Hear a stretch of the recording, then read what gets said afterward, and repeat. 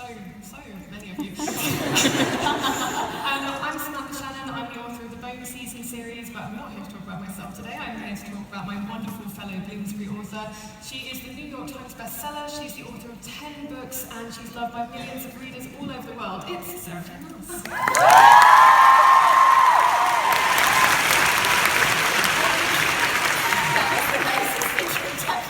Just to embarrass you, Okay, so we are here to talk about Tower of Dawn, which is the 6th installment in the Throne of Glass series. So I just thought I'd start off by asking Sarah how Tower of Dawn came about. So it was originally designed as a novella, and then it suddenly became a very big book. So how did this happen? A novella, LOL. So it was supposed to be a novella for years and years, and Tower of Dawn, get out. I think that happened at my last London book, and it was my father-in-law. And did he get out? Yes, he did. It was a very awkward family dinner after that. So Tower of Dawn was a story that I had in the back of my mind for years, and I kind of knew that I wanted it to be Chaol's story, but also this chance to explore the southern continent. And I knew, in many books before, what I wanted to do with Chaol in this particular story. And I was so excited to write this book, and it was so hard when Queen of Shadows came out, and then Empire of Storms came out, and everyone was like, she hates Chaol, she's the worst person ever. And I was like, no, you don't understand, there are things that are going to happen that I've had planned for so long. Please don't abandon me. And when I finally sat down to write Tower of Dawn, just a little bit over a year ago, I sat down one afternoon and I was super pumped to write it. And again, it was supposed to be a novella. And for those of you who don't know, the average novella is between 20 and 30,000 words long, which is probably around 100 pages, roughly, in a Word document. And at the end of the first day, I was on chapter 2, and I'd written 20,000 words. I'm not even joking, I wrote 20,000 words in one day. And I was just getting started with this story, and I had this oh crap, this is happening moment. And at the end of the week, I had a 100,000 word completed manuscript. And I had to make a very awkward call to my agent and be like, so this novella is actually going to be a real installment in the series. And when I wrote this book, it was in this magic frenzy where I couldn't stop writing. I would go to bed excited to wake up the next morning and to write, and I just I couldn't even sit still at times when I was writing because I was just so pumped, and there were so many things that again I've been planning for a while, not just with Chaol but with other characters like Irene, that finally kind of came together. And I live for moments like that when I'm writing, and this book just kind of poured out of me. And then over the next 9 months that I worked on it, the book doubled in size to around 200,000 words. Don't let this US version deceive you, by the way. This is the version with, I call them the Bible pages, because they're super thin. You can't even tell, but if you have this copy, you'll understand these pages are ridiculously thin, because if they were normal size pages, it would be your copy here in the UK, where it's a brick. You could throw it at someone's head and break their skull. But yeah, so Tower of Dawn was kind of this project that just was a passion project in so many ways, and I just fell so wildly in love with the characters that were not only already in the series, but then the new ones that came on board. And this coming May, I've actually got a ACOTAR novella coming out. It isn't, okay, it's not a full-length book. I will tell you now, okay. So it's called A Court of Frost and Starlight. And so it's going to be, it's a novelette, which no one ever uses that term, but it's not a novella. It's not a full-length novel. I'm very proud of myself that I actually kind of stuck to what I had planned. But that project, it's actually better suited to be on the shorter side of things. And I mean, by shorter, I mean this project is the length of an average book, where it's 65,000 words instead of 20,000 words. But that, A Court of Frost and Starlight, ACOFAS, I guess. Good acronym. ACOFAS. that how I would say it if I was in the UK? Aquafloss. So that it's kind of a stepping stone between the original trilogy and the upcoming spin-off novel. So it'll have Feyre and Rhys both narrating. That was a fun thing, being in Rhys's head for a good portion of this book. And then some other characters who you guys already know also have points of view in this project. So it will kind of set up for a lot of what's to come in the upcoming books. But long story short, I'm very proud of myself for not writing another 200,000 word novel instead of a novella. But yeah, so Tower of Dawn was this kind of like freak project that happened. But now I see it as a full-length like installment in the Throne of Glass series, and its timeline is parallel to Empire of Storms. If you guys have read Tower of Dawn, also if you haven't read it yet, this is a spoiler-free zone. People who spoil things are the devil. I would never do that to you guys, okay? So I will spoil things through Empire of Storms, but I won't spoil Tower of Dawn. But Tower of Dawn and Empire of Storms are parallel to each other, so the timelines all kind of match up.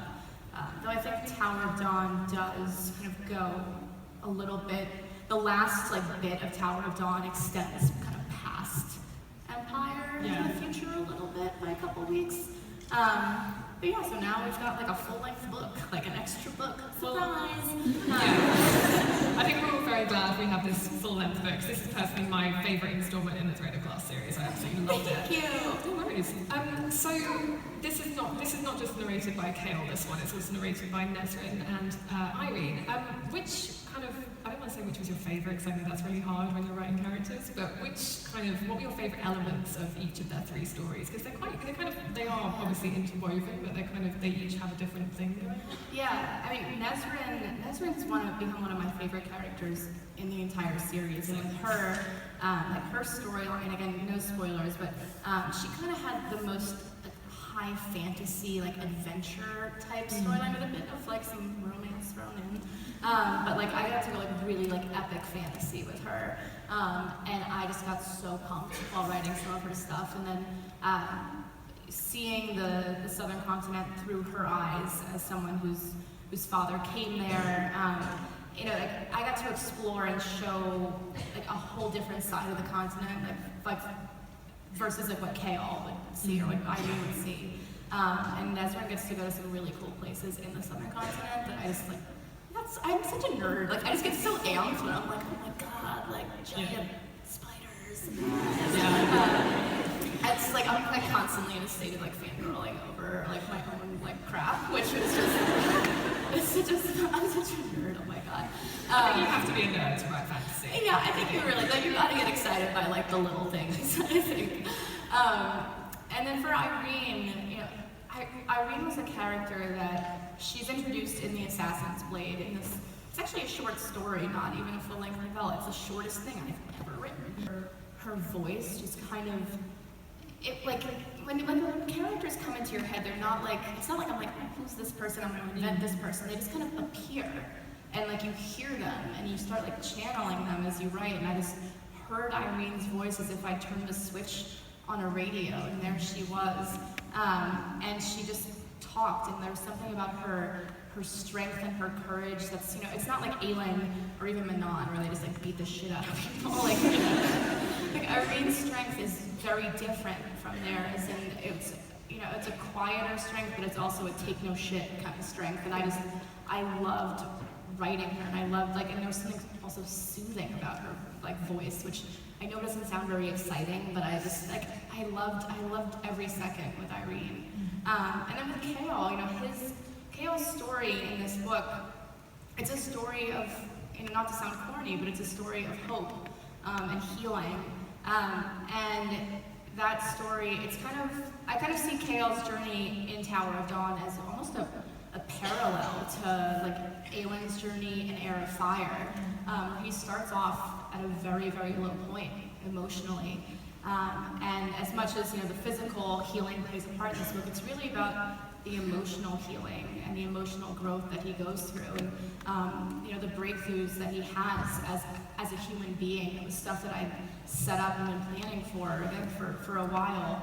I cried through so much of this book. But when I wrote Empire of Storms, I debated for a good while about whether or not I should add Kael's journey, basically into Empire of Storms, and I realized that it wouldn't even fit, first of all, but to do his story justice, to do him justice as a character, and to do justice to the world of the Southern Continent, I couldn't have squeezed it into that book. Though, you just wrote a 300,000 word novel, and it's getting published, so I guess I could.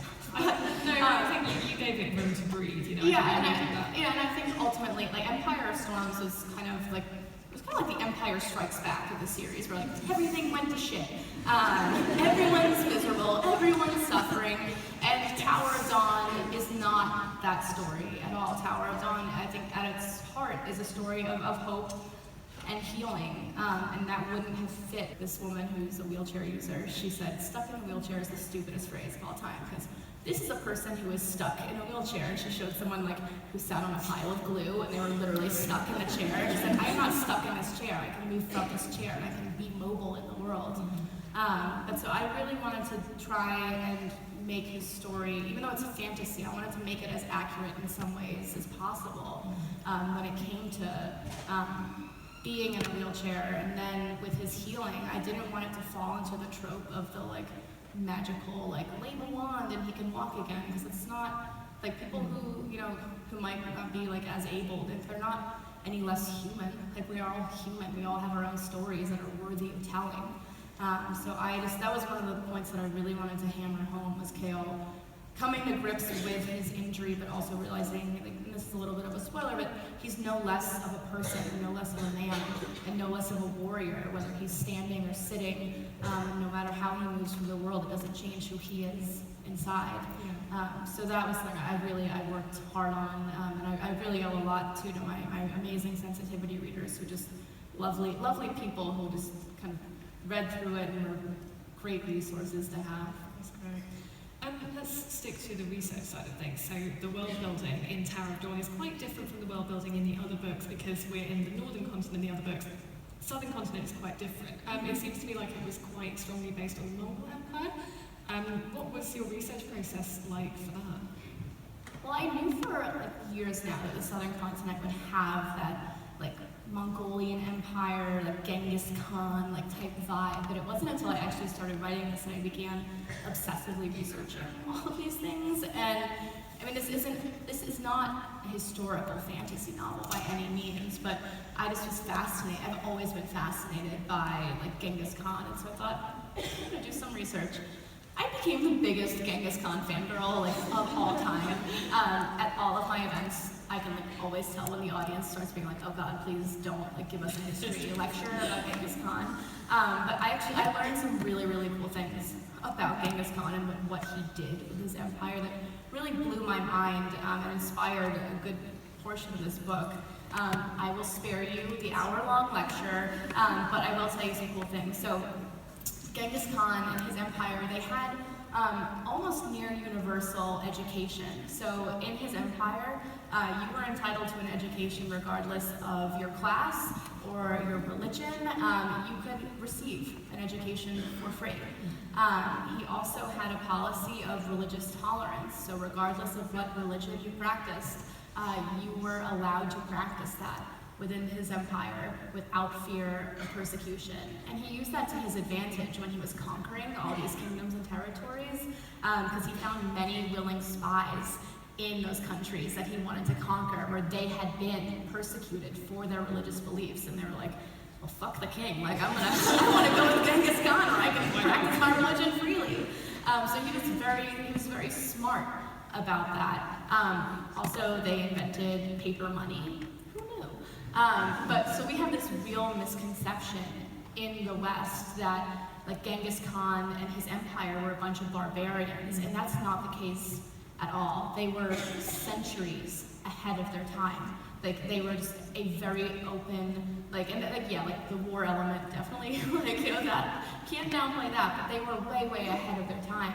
And we have this misconception because Genghis Khan and his armies actually, they reached the fringes of Europe and they slaughtered all the lords, and then they kind of looked at Europe back then and they were like, wow, this is kind of like a shithole. Like, because there was, you know, it was kind of like depressing and muddy and bleak. And compared to the wealth of a lot of the territories that they'd already swept, there was none of that in Europe. They really didn't have that many resources or anything culturally to offer them. So like they basically were like, you know what, we're good. We're gonna pull back the borders. But because, you know, all these lords and knights and armies had been slaughtered, the Europeans were a little butthurt that this had happened. So they basically, you know, and because, you know, the Western historians have written for the majority of history, you know, their version of history, and that's been accepted as fact. They portrayed Genghis Khan and the Mongolian Empire as barbarians, and that was not the case at all. And that is all I will say about Genghis Khan, I promise you. But so for the Southern continent, you know, those were some of the things that, I mean, I did not, the Europeans being butthurt is not in this book, but, you know, like the universal education, the right to practice your beliefs regardless of, you know, what you believe in, that was all things, those were all things that wound up kind of in this book in another shape or form, along with some of the names, but again, this is not historical fantasy by any means, so there are bits and pieces of that. There's some, you know, touches of ancient Egypt and then the Middle East. You know, it's really refreshing to read that. They're kind of portrayed as real people. So are there any women in your life that have inspired you to create these female characters? I don't know any bloodthirsty witches, unfortunately. Sorry to say. But you know, I was lucky enough to grow up and be raised by women who were just incredible examples of different kinds of strength, and who never told me that I had to put limits on myself and my expectations for my future because I was a girl. They never once said, you know, oh, ladies don't do that. My mom is one of my heroes, and my mom is a badass, and I actually never knew that for a long time. And like when I was growing up, I was between like you and me, I was a bit of a like punk ass bitch. I definitely was very sassy and mouthed off all the time with my mother. And when I was 17, I had a summer break between in the middle of the school year. And so I was never the kid that was allowed to just chill at home during the summer. Like I always had to like go to camp or be in some educational program or have a job. And I had about like 2 free weeks one summer just to like do nothing. And my mom like could not handle that. So she decided I was gonna come to work with her. And my mom is a judge in New York City. And so I went to work with my mom, having like, I'd never been to like the courthouse with her before. And let me just say that after seeing my mom behind the bench in her robes, ripping into people, I never bowed off to my mother again. And my mom's a family court judge, so she handles some of the best cases, like adoptions and happy things like that, but then also some of the worst cases, like child abuse, and watching my mom like take down these like motherfuckers who like who do horrible things to children. You know, I realized like my mom is a badass, and my mom worked her way up from a very, very working class, poor family living in Boston to being a judge in New York, and she definitely was a big influence on me. But another huge influence was actually my grandma, who is probably like my biggest hero ever. And my grandma is my father's mother. She's actually a Holocaust survivor. And she's now about to turn 87 years old. And she was born in Frankfurt, Germany in 1930 to a pretty well-off Jewish family. They were very comfortable. She had 2 wonderful parents, a little brother, and life was happy for them for a while. But being Jews in Germany in the 1930s, things started to get not so good. There was no one else that this book could have been dedicated to, and I see some of Irene's story kind of tied to my grandma's story. And Irene is not my grandma by any means, but there are bits and pieces of her in there. There's a point in Tower of Dawn, this is not really a spoiler, where Irene feels this moment of connection to the women who have come before her, her ancestors who have come before her. And one of those women, I gave one of them my great-grandmother's name. And so like I'm like very, like there are like bits of my family's story kind of in here, not really in a factual way, but just in the emotions of things. And Irene is an immigrant and who is living in a kingdom that welcomed her there and wanted her there. And so I think, you know, my grandma's my favorite person in the whole wide world. And not just like because of this amazing story, but because she's now 87 years old. And if you ever meet her, she's this like tiny little lady. She's like pocket sized, but she just has this love of life and this energy and this curiosity. And I'm not even bullshitting you guys. Like she would want to know like each and every one of your stories, because she just is that curious about the world. So no matter what horrible things she went through when she was young, and she saw the ugliest parts of humanity. It didn't break her. It didn't make her bitter or angry. And my grandma, she grew up and like became a 1950s housewife, and she had 4 kids, and once all the kids were grown and off to college, she divorced my grandfather and decided she was going to spend the rest of her life traveling the world, and my grandma has done it. She's 87, and this past year she went to Vietnam for 20 days. She's about to go to the Galapagos in the Amazon for the 2nd time. If you name a place on Earth, she has been there, and she has no intention of like slowing down. She wants to see everything and learn everything about anything ever. And I was given that by my grandma, that interest in the world and the love of travel and the love of meeting new people, and to live my life with my eyes open and my heart open. So I owe so much of like who I am to my grandma. And I wish I could like bring her on tour with me, so like at this moment I could be like, and here she is, and she could like pop out of a cake or something. Like I hated it, like I couldn't even stand. If my parents made salmon, I would take my meal in my room because I couldn't stand. And like I'm a Pisces, so I was like, it's cannibalism. So, like, I was a very strange child, you guys. So for a while I wouldn't eat fish, and then right around when I wrote Air of Fire, I began trying it and realizing I actually loved it. And so like there's actually like when Aileen starts to eat, I think like is it like Air of Fire or Queen of Shadow? Like Aileen starts to eat fish and realizes that she likes it, and so our journeys mirror each other in that way. And now like sushi is actually my favorite food. Like I would literally just eat a pound of like raw tuna if I could. Character development. That's been my journey, my personal journey, you guys.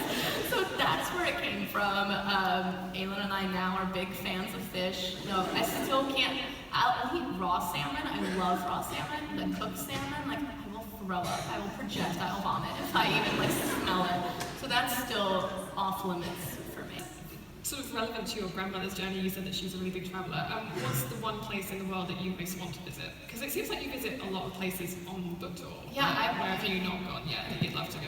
I kind of want to know your answer to that because you've been like everywhere. Oh man, I'd love to go to Venice actually. I've never gone to Venice. I've been to a lot of places in Italy, but it's kind of and also Iceland. On my bucket list, there's one thing left on my bucket list. I'm 26, I've got one thing left. It is to see the Northern Lights. That is my last thing. Wow. So Iceland is. Yeah, Iceland's on my list too. I went to the Isle of Skye in Scotland a couple years ago, and I was told that like the landscapes are similar, and the sky was so magical that I was like signing up for Iceland immediately. I'd love to go to Patagonia. I love mountains. I'm like an indoor cat, but I like to see the outdoors. I don't like to camp or like be wet and dirty, but I like to do like glamping, I guess. I like to go to places where I either feel like very much like wired into all of humanity and like a part of the hustle and bustle, or I like to go to places where I feel like I'm the only person on earth and I can just like feel, this sounds so corny, but like grounded and like with nature and kind of like get back to like myself. So Patagonia, I feel like would be one of those trips where I'm just like running around with my arms out, like feeling the mountain breeze. Mongolia, like I've wanted to go to Mongolia my entire life, and then especially after writing this book, that's really, really high on my list. It's amazing when you've been researching a place and you finally get to go there. Like I've been researching Japan quite extensively for my next book, and when I actually went there, it's just the most incredible feeling. I'm so jealous. Japan's high up on my list. Like it's great. Like sushi. Oh my god. The pinnacle of your character development, you will go to Japan and eat the sushi. Yes. And be the journey of research. Also kind of travel themed. I've been really curious about this. What accents do the characters have? Because for me, I picture Rowan with a Scottish accent. I don't quite know why. Maybe I just like a Scottish accent. Okay. So in my head, like everyone just has that Lord of the Rings accent, where it's like not British, not like American. It's just kind of like that, like pretty like Frodo, like. It's like the accent, like when people who don't realise that there are multiple accents in Britain, they say it's a British accent. Yeah, that's the accent I think of. Well, like in my head, that's what I hear, but then I like to tell you guys, like whatever accent you imagine is the hottest possible accent. Okay.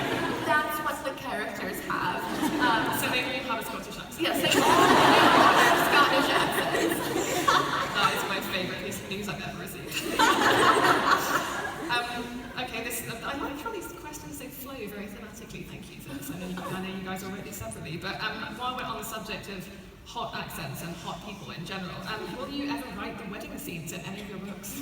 I mean, you kind of wrote one in Maas. Kind of went not so well. Yeah, so, alright. Okay, so when I was in high school, when we first read Pride and Prejudice in high school, my teacher told me this factoid that Jane Austen never actually wrote a wedding scene for any of her books, and it planted itself in my mind as a thing, and then I actually did try, so in ACOWAR, I did write this wedding scene in an earlier draft, and it was so fucking cheesy. It was just it was so corny, and not even in a good way. I was writing it, and I was I can't. I know, they're, you know what, don't take my word for this, but right now, I have plans for one of the upcoming spin-off novels for ACOWAR. There may or may not be a wedding scene in that. But if it's really cheesy when I write it, but I really kind of like the idea, it's just one of those things, Jane Austen never wrote an actual wedding scene. And I'm pretty sure that's I've not actually gone through and read the endings of all her books, but pretty sure that's true, and I want to pretend that's true, because can you imagine the Elizabeth? I would love to see the Elizabeth Darcy sweet wedding moment. Because they see it on the TV shows, in the actual books, I don't think there's actually a wedding scene. I just thought, Jane Austen did it, I'm gonna do it. Not there's Jane Austen and then me. I think you're in a slightly different genre. Okay, also on the subject of weddings and being married, did your husband inspire you for any of your characters? The questioner has added, please say he is your Reese. Please say that's how you pronounce it. Yeah. No. I've only got time to ask one more, and I'm going to selfishly choose the one that I want to know, which is, will we meet the Yittiger family, Nehemiah's family? Ooh. Don't know how to pronounce it. Yeah, Yittiger. So Nehemiah's family will make an appearance in the last book. They were in Empire of Storms originally, along with a bunch of other characters, like Ravi and Sol. I think we had a question about them earlier. Yeah, no, but the other one is Ravi and Sol. Yeah, so they were in it. Knox was in it. But Empire of Storms, why? Why is Knox a thing? In every event I've done, people want to know about him. He was in Torn Glass for like 3 pages. He was like a moderately hot thief. Like he wasn't even There's such a wealth of hot men in these books as well. Everyone's like, no. I know, like there's so many hot men. You guys pick like the most average one to fixate on. But so he was in Empire, but like my editor very wisely pointed out that Empire was kind of the book of like reunions and like meetings, and like it was a little much at that point. Like I just was like every other chapter was like, and this character just showed up from the past, so it was a little redundant. So I had to make some brutal choices in the set, and actually it really worked out. Where I was able to really figure out like for the last book like when I want to bring in like each character for the most impact. So Nehemiah's family, they'll be in it. Ravi and Sol will be in it, and then Knox will be in it. You'll find out what he's been up to. Thank God Knox will be in it. Everyone just loves him. I'm in the middle of rereading the Throne of Glass books just as like mental and like emotional preparation for working on the final one, and this is my first time actually rereading them as published books, because I have had a policy of never reading a book once it's published, because I'm scared that I'll like find like something in there and be like, that's so fucking stupid. Why? Thankfully I'm about to start Queen of Shadows, and thankfully I have not had any moments like that, but I just reread Throne of Glass for the first time in like a million years.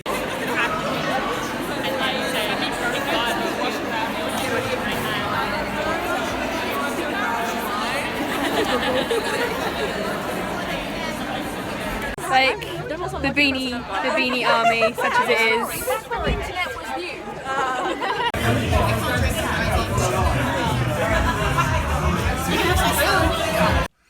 So it's the day after. I'm wearing yesterday's makeup. I've been up for about an hour just trying to edit the footage from last night together. I apologise that the quality isn't amazing. I was right near the front, but I wanted to zoom in so that you didn't get all the heads from the first row.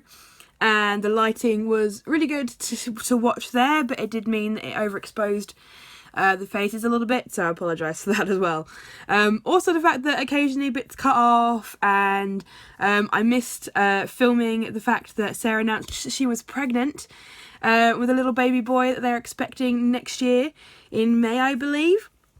I'm really gutted I managed to miss filming that, but my phone was like, I'm so full, I cannot take any more video. I managed to delete stuff and get as much film done as possible, and then I've got like a little clip of the Fairy Leap meet at the end. So yeah, I'm really sorry that I missed out on especially the pregnancy announcement and just some other bits in general, but yeah, it's because my phone was full, and I'm going to fix it today, hopefully. I managed to film a lot of videos yesterday and they were all still on my phone, so I'm sorry. I want to quickly show you, so we got an exclusive copy of Tower of Dawn from going to the event. It's got blue leafed pages, which is kind of the only difference between this and the normal edition. My Waterstone's fan edition I've got has some fan art in it, which this doesn't have in it. I thought it would do, but it's nice. I like the pages, and we got to like stamp our books with the Tower of Dawn stamp, and then they are all hand signed as well, so I'm really chuffed with that. And you got like a little Tower of Dawn metal bookmark that eats my pages, so I probably won't be using it, but it's nice. It's gonna go on my desk. There we go. So yeah, I apologise for the last night's makeup and the hair. I had enough cocktails last night. They were amazing. Thank you guys that all went with me, and everyone who was at the Fairy Leap meet, because that was really, really fun. And Mel for recommending the most amazing cocktail in the entire world. My head doesn't agree this morning though. Yeah, so thank you guys all for watching. Again, I apologise about the not amazing quality, but you can hear the talk and you got a lot of the good points across. So I hope you really enjoyed it. I absolutely loved it. It was one of the best book events I've been to. Just the talk was so good, and Sarah was just so lovely. Yeah, so it was really good. Hope you guys all enjoyed watching it as well. If you liked it, give us a thumbs up. If you really liked it, give us a subscribe. I go to as many book events nearby as I possibly can, and I do always try to film at them as much as possible. So, alright, thank you. See you guys later. Goodbye.